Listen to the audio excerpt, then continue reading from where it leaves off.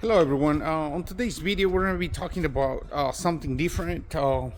If you've been following my channel, I'd like to take a minute to thank you for all the people who have subscribed to my channel. I'm a do-it-yourself person. I'm self-taught. I've been working and trying to learn building cars and painting and do many other things. That is not my main trade, but I've been trying to learn for the most part. I do all kinds of things here on the to do a real quick walkthrough. I've been working on that little barbecue or smoker. I'm working here on the 56. I'm doing quite a bit of stuff into this. If you've been following the channel, we have a 7.3 Godzilla engine on this thing. We have big brakes here. We have the 6-piston Brembo brakes. We have a Mustang rear independent suspension into this thing.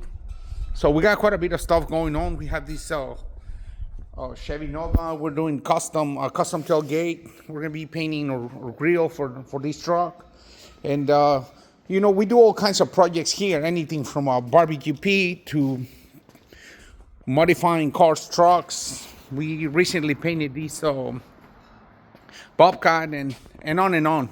I'm a do-it-yourself person, as I said before, and today I want to discuss something that is very important and that I've been noticing. I'm 45 years old, but I've been working on cars for, I'm going to say, 25 years. There's so many things that you have to consider when you're working on cars, and this is one of the things that I want to talk about. I noticed that every time I paint one of my vehicles, the next day I've been getting headaches, and I do not like that. I've always used like a mask whenever I'm painting, and to try to avoid as much as exposure to the chemicals and stuff. However, I get a headache, and I've really been thinking what I need to do. I know that I probably need to get a bigger, better mask, but I just wanted to share, that even though you try to protect yourself, these masks may not be enough for you to protect yourself from the paint fumes and stuff. So this is a half face mask.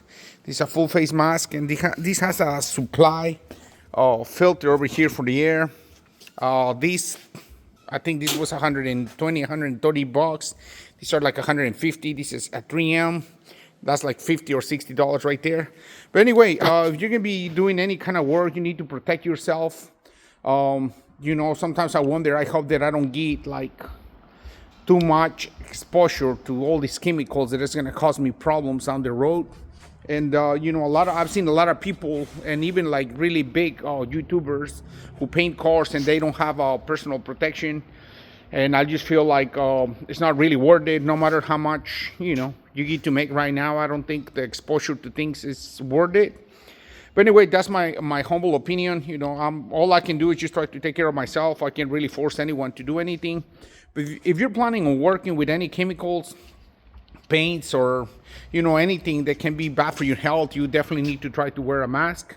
Like I said before, a lot of people don't even consider these things, but try to use gloves to avoid any contact with your skin, a good mask. And it seems like right now, this stage, I'm gonna try to see if I can get a supply air mask, and I believe that mask is about $2,000. I'm not sure if I'm gonna be able to do it, because like I'm a do-it-yourself person, and it's just quite a bit of money. I'm not a painter per trade. I'm trying to learn, but I'm not sure if it's going to be worth it for me, because I'm not really doing it for people. For a lot of people out there, I do it for some people that I know, but not really for open to the public. So I'm trying to decide if I'm going to do that. But I just wanted to do a quick video about this, and just give you advice. If you're going to be working with any chemicals, protect yourself, get you a mask, and having something like this will be definitely better than not having anything at all.